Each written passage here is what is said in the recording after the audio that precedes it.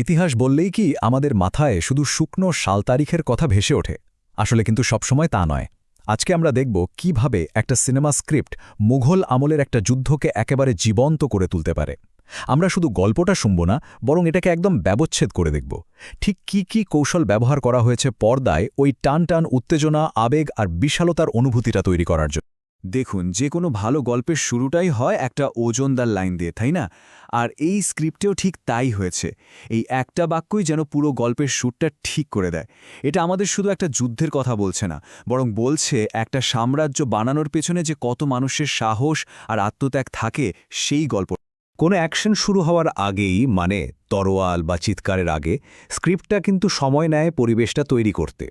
প্রথম দৃশ্যেই একটা বিশাল আর গম্ভীর আবহ তৈরি করা হয়, যেটা দর্শকদের মনকে সরাসরি সেই সময়ের যুদ্ধক্ষেত্রে নিয়ে যায়। এখানে ব্যাপারটা শুধু একটা দৃশ্য দেখানো নয়, একটা অনুভূতি তৈরি করা।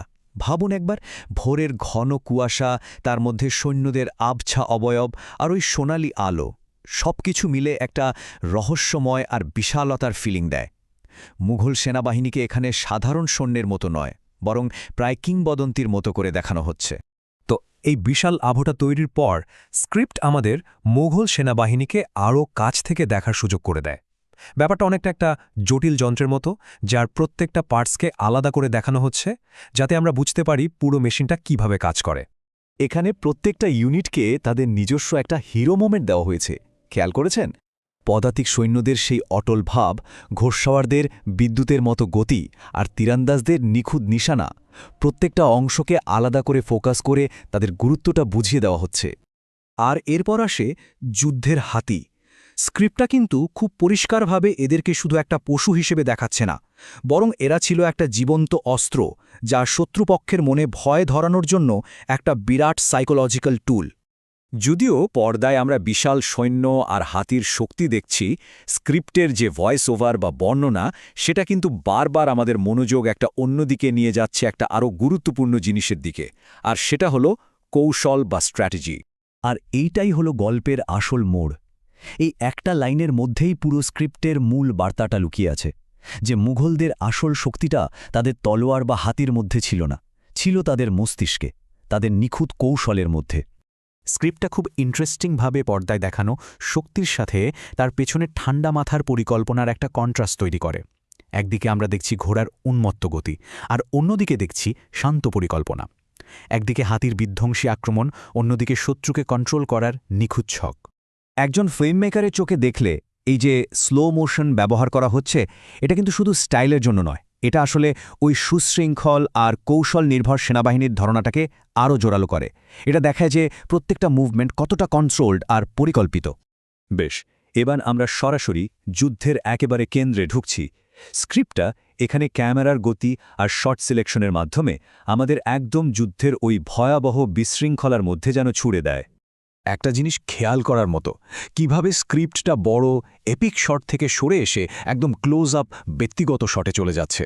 তলোয়ারের ঝনঝনানি বা ঢাল ভেঙে যাওয়ার মতো এই ক্লোজ আপ শটগুলো যুদ্ধের তীব্রতাকে যেন কয়েক গুণ বাড়িয়ে দেয়। যুদ্ধের সবচেয়ে ভয়াবহ আর রক্তক্ষয়ী মুহূর্তেও ন্যারেটরের গলা কিন্তু আমাদের আবার মূল থিমটার কাছে ফিরিয়ে আনে।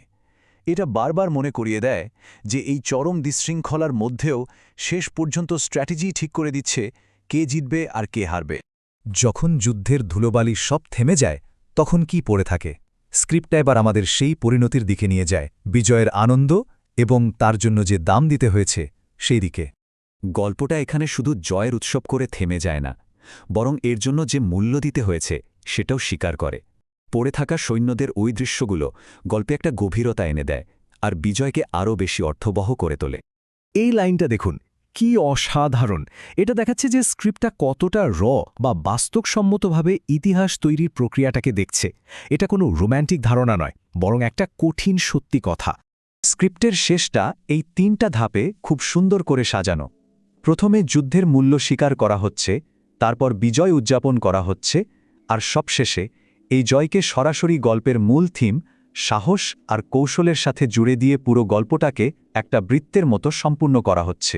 আর এই শেষ শটটা, এটা একটা ভিজুয়াল সারাংশের মতো কাজ করে। এটা দর্শকদের ভাবতে বাধ্য করে যে একটা সাম্রাজ্য গড়ার পেছনে কতখানি প্রচেষ্টা আর ত্যাগ লুকিয়ে থাকে, যা আমাদের মনে একটা দীর্ঘস্থায়ী প্রভাব ফেলে যায়। শেষে একটা প্রশ্ন কিন্তু থেকেই যায়। যখন আমরা ইতিহাসকে এত সুন্দর করে সিনেমার মতো করে দেখি, তখন সেটা আমাদের অতীত সম্পর্কে ধারণাকে ঠিক কতটা প্রভাবিত করে? এই ধরনের গল্প বলা কি ইতিহাসকে মনে রাখার একটা দারুণ উপায়, নাকি এর চাকচিক্যে আসল সত্যিটা কোথাও একটু হলেও ঢেকে যায়? এটা কিন্তু ভাবনার বিষয়, তাই